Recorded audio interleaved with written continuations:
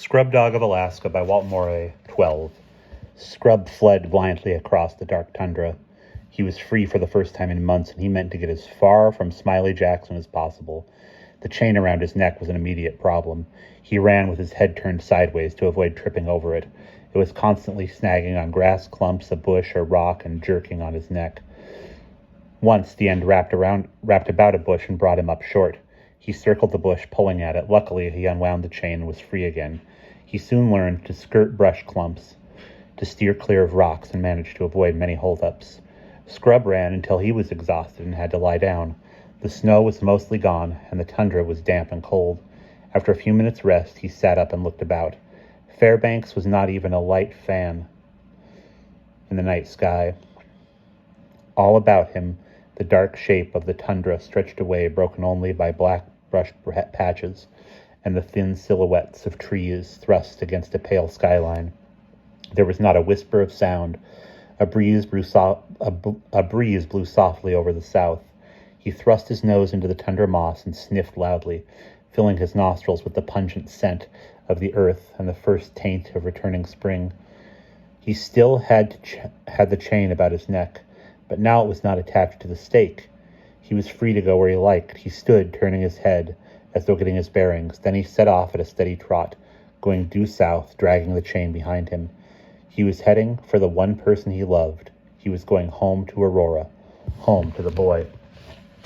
Scrub traveled all night, with frequent stops to rest. The dragging chain slowed him up. By great good luck, he passed safely through the belt of trees and brush without becoming firmly caught, and came to a section of flat, broken tundra where there was little to snag the chain. He was ravenously hungry and thirsty, but there was neither game nor streams on this flat expanse. Morning found Scrub miles away, entering an area of low-rolling hills that grew a scattering of brush and trees. Numerous small streams wandered across the land. Most were already ice-free. Scrub drank from the first stream, then lay on the bank to rest. The water stilled his hunger pangs for the moment.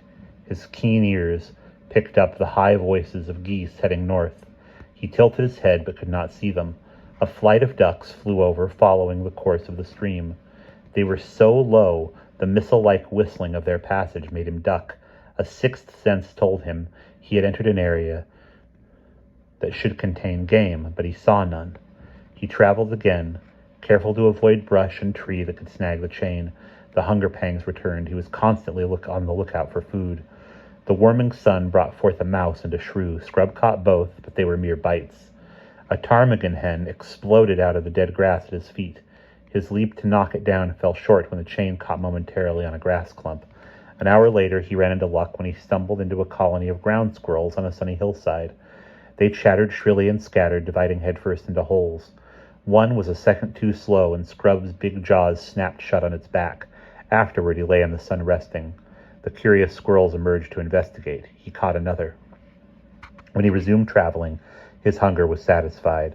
The chain was forever snagging on something and yanking on his neck. He moved slowly and traveled far out of his way to find smooth going. Even so, his neck became sore from the continued jerking. Links about the chain and the big ring, in the end, became plugged with dead grass and weeds, making it a heavy drag. This acted as a constant reminder that kept him on guard. He found no more food and spent the night curled up in a hollow at the base of a rock. He awoke hungry, his neck stiff and sore from the chafing and tugging of the dragging chain. He drank at a small stream, headed toward a great jumble of blue and white mountains. He rested often. The drag on the chain seemed to have increased and was sapping his strength. It was wearing a raw spot around his neck. An hour's travel brought him to a stream too large to jump and too deep to wade. He drank from the edge, then looked at the far bank. Across the water was the way to go. The current was swift. Big chunks of ice kept shooting past. Breakup had been just hours before. He waited for a clear spot of water, then waded in and struck out for the opposite shore. The chain dragged along the rocky bottom and slowed him down. He was over halfway when the chain snagged on something and stopped him. He paddled furiously to pull loose, but could not. He was held fast. Water boiled over his back. His head went under. A big block of ice boomed down the current and struck the chain. The block slid along and slammed into the dog. It drove him deep and tore at him. Then it was gone. He struggled to the surface, still paddling toward the far shore. His feet struck bottom, and he staggered up the bank and collapsed. Scrub lay for a long time, getting back his strength and vomiting water.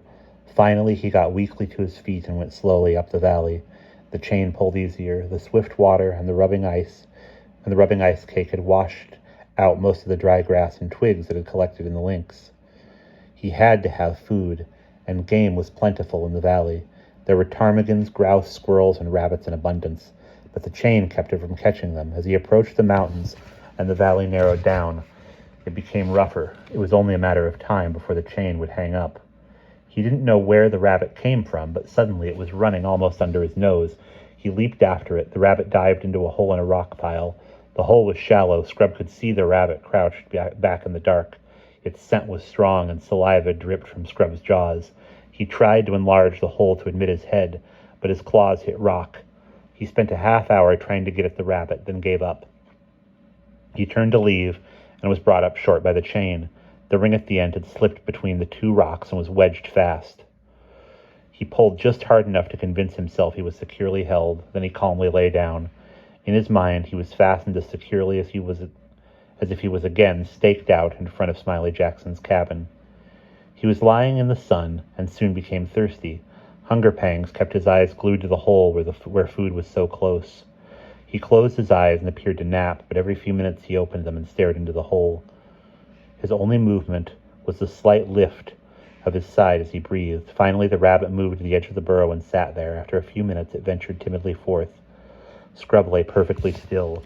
The rabbit, too, was hungry, and there were tender new grass shoots a few feet away. It hopped to the first and ate them.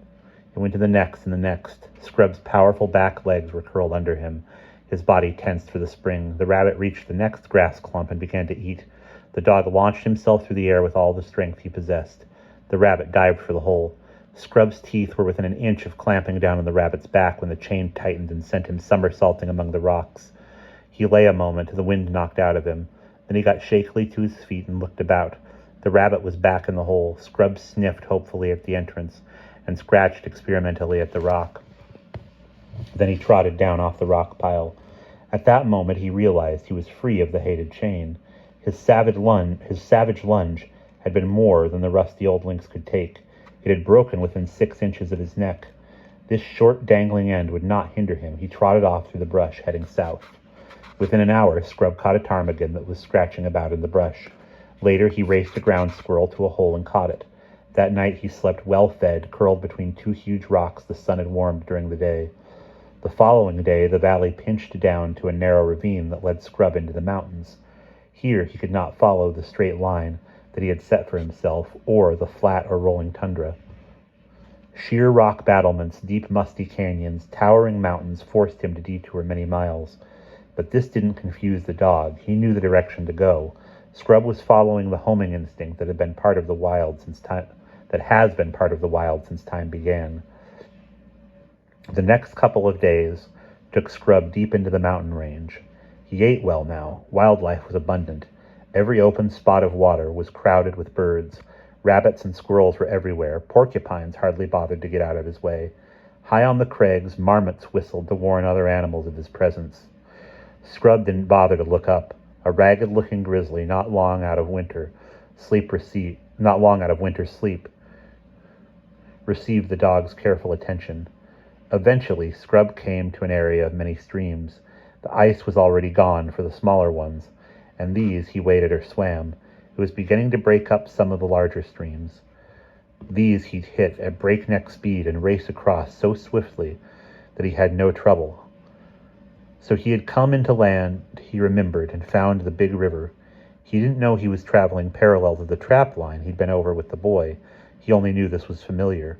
When not frozen, the river was wide, deep, and swift. Now it lay a twisting glare of ice caught between low banks. The ice of 100 small streams was jammed against it, waiting for release and adding to the pressure. It was a long way across. Scrub heard water running beneath the ice. On his side, a good-sized stream flowed between the bank and the main sheet of ice. The moving water cut steadily into the ice, loosening it. A series of sharp explosions sounded downriver. They were repeated upriver. The water running along the bank bothered him. He looked at the far bank. He had to cross to continue his way. With a running leap, he shot over the water and sprawled on the ice. When he scrambled to his feet, Scrub discovered a film of water an inch deep flowing across the top of the ice. It made standing next to impossible. He began inching his way. The snapping and cracking in the distance grew louder. The ice trembled and moved beneath him.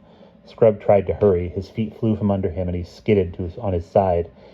He could travel only at a certain slow speed. He was halfway across when the snapping and cracking was suddenly all about him. An inch-wide crack opened under his nose and snaked out ahead. Water bubbled up through the crack.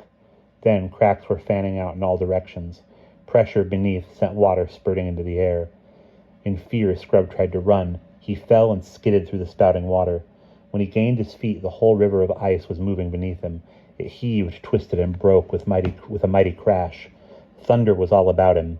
The great sheet of ice that had blanketed the river was breaking up. Scrub found himself lying flat on a huge ice cake, his claws gripping frantically. He was being swirled wildly down the icy current that was surging in a boiling froth toward a distant sea. Scrub fought to ride the slippery ice cake, but his claws couldn't hold. The cake pitched and tossed. It finally upended, throwing him into the racing torrent. He fought his way to the surface and struck out for the far bank, head outstretched, 4 feet driving. His amber eyes were fixed unwaveringly on his goal, the distant shore. Even here, in this cataclysm of smashing ice and raging water, with death waiting all around him, Scrub did not lose his sense of direction or the driving will to go on. He was like a small chip tossed into a mill race. The current whipped him along, turning and twisting. It sucked him under and tumbled him about.